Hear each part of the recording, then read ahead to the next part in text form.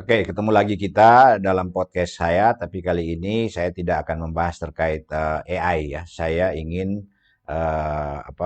membahas terkait urgenitas dalam reformasi sistem pendidikan. Ini lebih simpel ya saya buat karena sebelumnya sudah saya bahas terkait reformasi pendidikan, tapi saya ingin potong lebih pendek ini untuk menghimbau kepada Bapak Presiden, kepada Menteri Pendidikan Dasar dan pendidikan tinggi. Ada apa gitu ya? Itu yang mungkin ini ada dua berita yang yang mengganggu yang ya sebagai saya pelaku pendidik sebagai dosen yang sudah 30 tahun merasa ya ini sedikit menampar lah ya katakanlah menampar uh, ini dia ya uh, ya kita sebagai pendidik ya yaitu pertama itu Indonesia pernah masuk dalam peringkat 6 terbawah ya itu salah satu ya yang masuk 6 peringkat menurut survei PISA. PISA itu ini memang sudah survei lama dari 2019 ya mungkin data existing mungkin sudah ada perubahan tapi paling tidak PISA itu adalah satu lembaga yang mengsurvei peringkat nah itu peringkat itu diukur dari misalnya kemampuan membaca kemampuan matematika dan lain sebagainya ya. Nah di situ eh, eh, dari pengukuran ini kita harus melihat kenapa seperti itu ya alasannya kalau cuman saya cuman ada tiga ya. Pertama yaitu kemampuan guru, dosen dan guru dan dosen itu ya. Ya kita itu kenapa ya kita rendah ya karena seleksi menjadi guru dan dosen itu ya masih belum optimal menurut saya ya, masih belum optimal, masih kurang itu ya. Bandingkan dengan kita lihat ya untuk menjadi guru di misalnya Singapura di luar negeri ya negara-negara maju ya itu mereka diseleksi dengan ketat. Nah itu hasil seleksi jadi betul-betul guru kita berkualitas. Nah kita kesian masih ada guru yang ya oleh karena di daerah pedesaan apa terpencil ya apa yang ada aja itu yang mampu dipakai. Nah, seleksinya tidak ketat. Memang pendidikan swasta di kita lembaga pendidikan swasta di kita itu mereka sudah mulai seperti itu ya. Tapi di negeri ini yang menjadi sorotan. Nah, ini harus lebih ketat lagi. Kemudian kedua itu gaji ya. Sistem gaji ya. Sistem gaji kita ini guru itu di negara-negara tertentu paling tinggi gajinya. Guru dan dosen. Ada negara-negara tertentu paling tinggi gajinya. Nah, ini kita seperti guru-guru negeri, kalau guru swasta ya sudah lumayan lah, tapi guru negeri masih rendah gajinya, ya. Nah, ini yang perlu diperbaiki, ya. Guru kita masih kualitas skill daripada kompetensi gurunya ini perlu diseleksi ketat dari SD sampai SMP sampai SMA dan seterusnya sampai pendidikan tinggi. Kemudian gaji ini harus dirubah, ya. Gaji harus dirubah, guru dan dosen ini harus dirubah, harus dirubah. Itu yang urgent yang harus. Kemudian ketiga, tentang sistem pendidikan kita ini kurikulumnya ini sudah feodal ya. Sudah tidak mengakomodasi lagi, kurang mengakomodasi bukan sudah tidak. Sekarang ini kan ada perubahan-perubahan ya. Jadi kita juga jangan terlalu saya tidak terlalu a priori tapi paling tidak ya kita masih kalah. Skill kita itu masih kalah itu. Buktinya tadi dari hasil survei ini misalnya nilai matematika kita rata-rata masih di bawah Malaysia aja kita kalah. Singapura apalagi negara-negara maju lainnya. Memang ini secara rata-rata ya. Kalau individu ya bisa saja kita kan ada juara-juara lomba matematika ada ya dari Indonesia. Tapi secara rata-rata karena kan disparitas sistem pendidikan kita kan belum merata di desa-desa dan di kota-kota. Nah ini diambil rata-rata tentu kita masih rendah. Itu satu. Jadi tiga hal ini yang harus direformasi. Yang urgent harus direformasi. Kalau tidak maka kita akan stuck kita akan tetap selalu masuk dalam peringkat yang terendah dari segi untuk dari segi sistem pendidikan. Jadi tiga ya. Satu, kompetensi guru. Kedua, kemudian dua yaitu gaji. Dan ketiga, kurikulum kita. Sudah harus direvisi atau diberi lebih kebebasan untuk supaya terjadi kompetisi dalam sekolah-sekolah untuk berimprovisasi dan inovasi sehingga kurikulumnya itu betul-betul lebih cepat terjadi di pasar ya. Masuk pasar kerja mereka sudah siap. Itu satu. Itu yang perlu diperbaiki. Nah, kemudian yang saya ingin yang kedua ini ada yang apa yang masalah kedua yaitu kita lihat sorry bukan saya ini saya balik lagi ya. Yang masalah kedua adalah ini ya. Masalah Ini, ya, ini ya. Maaf saya. Nah, ini. Barusan kita ada pemeringkatan ya, ada pemeringkatan, yaitu pemeringkatan eh, yang dilakukan oleh eh, peneliti dari salah satu negara di Eropa sana ya, yang menempatkan Indonesia,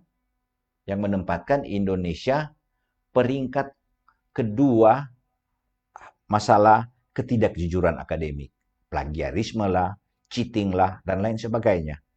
Jadi ketidakjujuran dalam akademik. Kita masuk peringkat 2. Peringkat 1 Kazakhstan, peringkat 2 Indonesia, dan peringkat 3 adalah Irak kalau tidak salah. Irak atau Irak. Ini ada ya. Terus saya lihat ya. Ini jadi peringkat 2 adalah Irak. Ini ya, ini peringkat 2 Indonesia, peringkat 3 Irak. Kemudian 4 Albania dan seterusnya. Malaysia masuk peringkat 5. Ini uh, hal yang sangat mengkhawatirkan. Kenapa kita masuk? Kita sudah kualitas kualitas ilmunya itu rendah, kemudian kena juga di ketidakjujuran akademik, ya, plagiat. Jadi moral. Jadi saya lebih melihat itu moral, ya. Jadi saya melihat itu lebih ke moral. Berarti kita ada yang salah. Jadi tadi selain 3 tadi, guru dan dia kan harus dirubah dari SD sampai pendidikan tinggi. Ya, supaya nanti mereka masuk pasar kerja, moralnya bagus, kemudian mereka skillnya bagus, ya itu yang pokok kan. Nah untuk supaya dapat skill yang bagus, moral yang bagus kan, yaitu apa? Cuma 2 harus dilakukan di dalam proses belajar mengajar, mulai dari TK, SD sampai pendidikan tinggi. Jadi gurunya harus berkompetensi, dan untuk supaya kompetensi yang bagus, dia juga gurunya harus dibayar gajinya yang bagus ya. Karena gaji kita ini masih, misalnya katakanlah saya ambil dosen ya. Dosen itu ya kita paling sendiri yang masih model feodal ya. Sama dengan itu sistem kurikulum kita yang masih feodal ya. Kita takut melakukan perubahan-perubahan yang inovasi. Hanya kita yang di ASEAN ini yang masih menggunakan sistem gaji dua ya, ada dua, ada bahkan ada serdos, ada tukin, kemudian ada gaji pokok, ada tunjangan jabatan.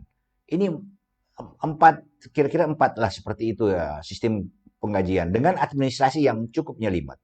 Kalau kita lihat di negara-negara tetangga, saya tidak bicara yang lain, itu gajinya cuman gaji dosen junior, misalnya di pendidikan kan, dosen junior, dosen senior, kemudian associate dan profesor. Begitu juga guru, harusnya seperti itu, tidak banyak. Dia sudah mengajar standar, misalnya kalau dosen 12 SKS, misalnya guru dia kompetensinya di bidang matematika, dia mengajar sekian jam, dia harus sudah dapat gaji pokoknya itu sudah. Nanti kalau dia mendapat, dia berimprovisasi atau apa, mendapatkan temuan-temuan dan lain sebagainya, itu bisa dipakai sama dengan dosen. Dia penelitian-penelitian, paper jurnal-jurnalnya dia dapat, anggaran dia dapat grant-grant dari luar, dia bisa mendapat dan membawa keuntungan income generate untuk universitas, dia mendapat poin. Nah, poin ini yang menambah untuk mempercepat dia naik jenjang karir ya, apa dari junior ke senior, kemudian associate, kemudian profesor ya. Ini yang bisa dibuat agar supaya penyederhanaan dari sistem, jadi dia punya gaji dan sistem jenjang karirnya ini dibuat sederhana ya. Jadi semua, dan kemudian dibayar di batas yang rasional. Kita masih yang terendah di ASEAN gaji dosen misalnya. Gaji guru ya, mungkin saya belum cek gaji guru ya, apa kita yang terendah. Tapi kita maksudnya gaji pokok, gaji pertama dosen itu masih termasuk kategori yang paling rendah di ASEAN ya.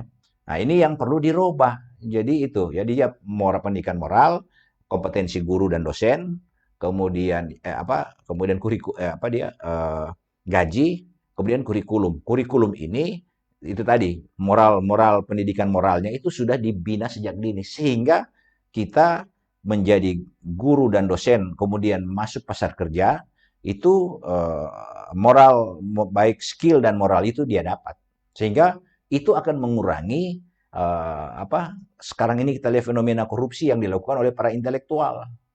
Di kampus sendiri itu terjadi. Bagaimana mungkin di kampus itu terjadi?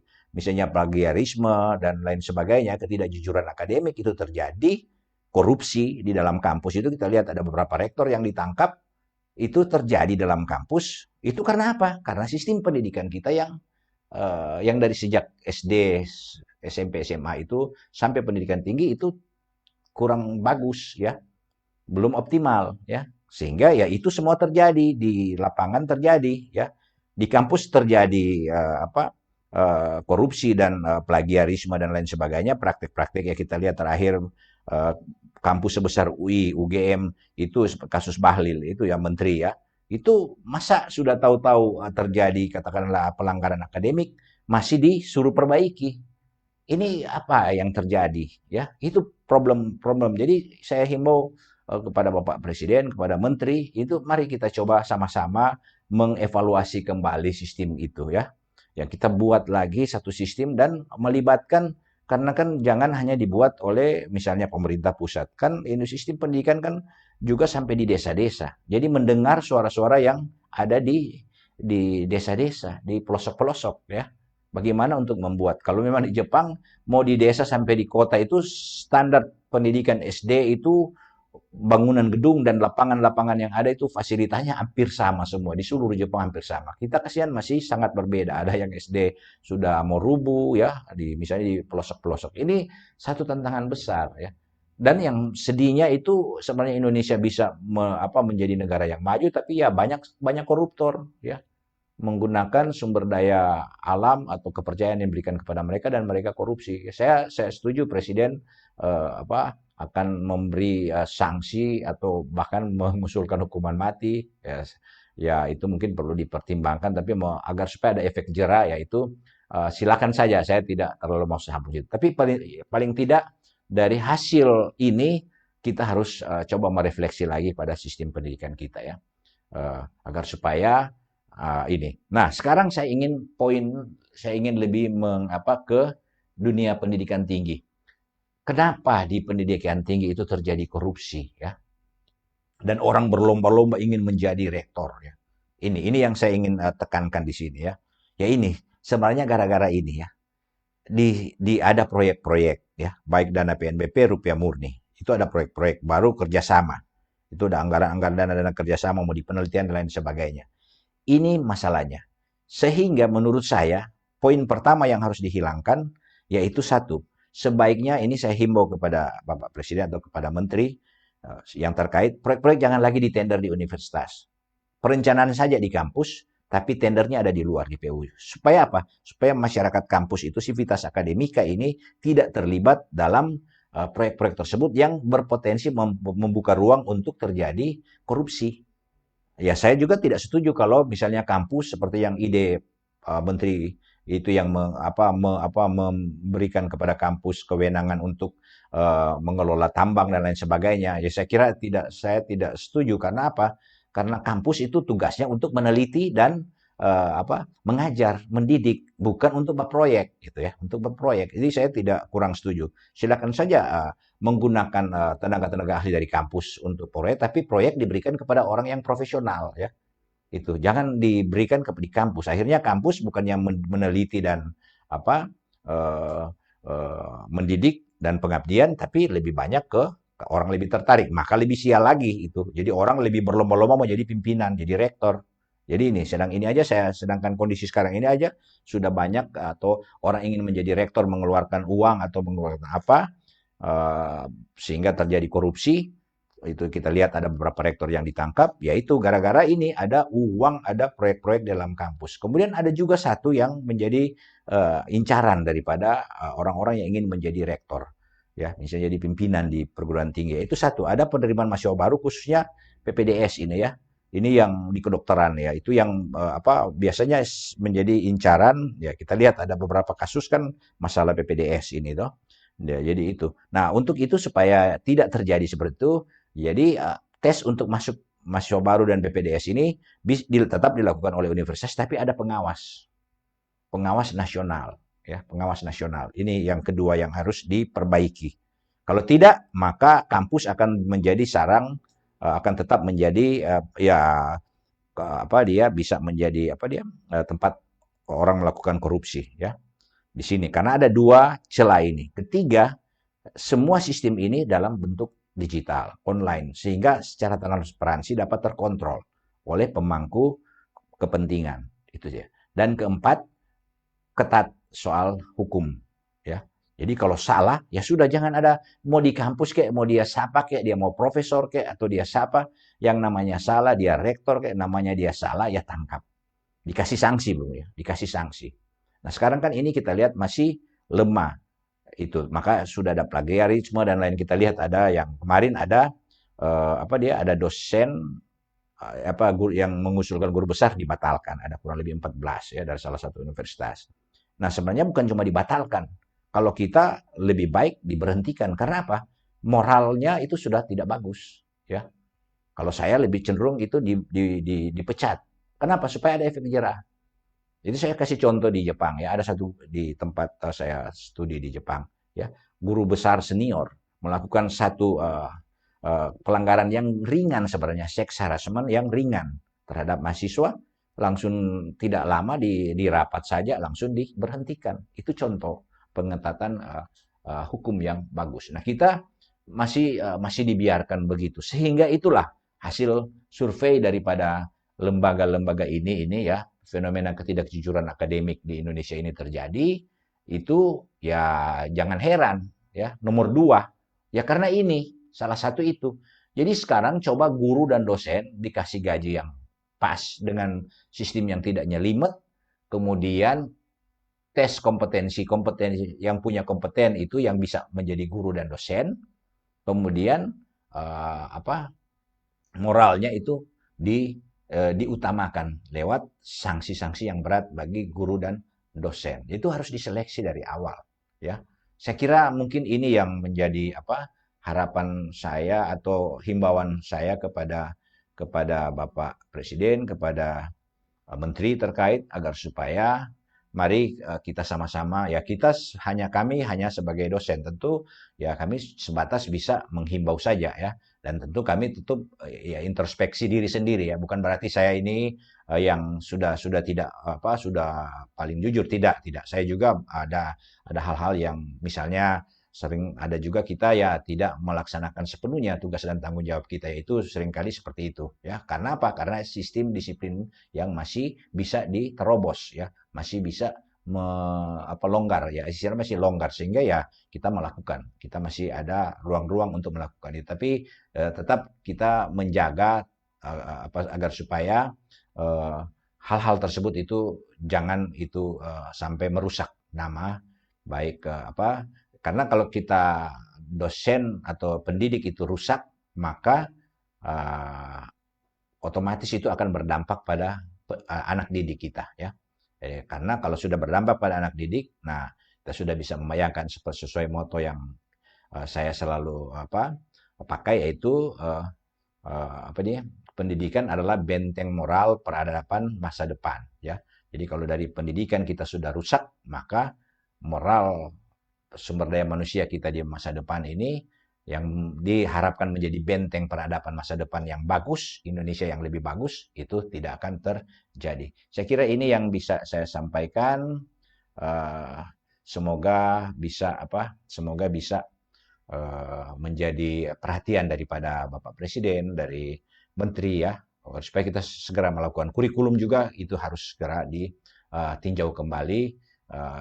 Kita tidak usah takut untuk merubah kurikulum ya. Bahkan saya pernah mengusulkan di dalam podcast saya sebelumnya itu, apakah masih relevan atau tidak terlalu lama sistem pendidikan 6 tahun SD, 3 tahun SMP, 3 tahun SMA, dan 4 tahun universitas. Sebenarnya ada bidang-bidang ilmu tertentu sudah bisa diturunkan, sudah. Jadi sebenarnya masih bisa, sehingga lebih awal. Jadi sekarang ini kan sekitar 19-20 tahun baru masuk pasar kerja. 18 ke atas kan baru bisa masuk pasar kerja kalau dia cepat ya. Nah, kalau bisa itu kan kita bisa memperpendek umur dia untuk bisa masuk pasar kerja, sehingga bisa dia masih 30 tahun dia sudah sukses berkarir dengan kompetensi yang dia dapat dari perguruan tinggi ya, atau dari perguruan tinggi atau dari SMK saja tidak perlu kan, sebenarnya itu juga harus dirubah.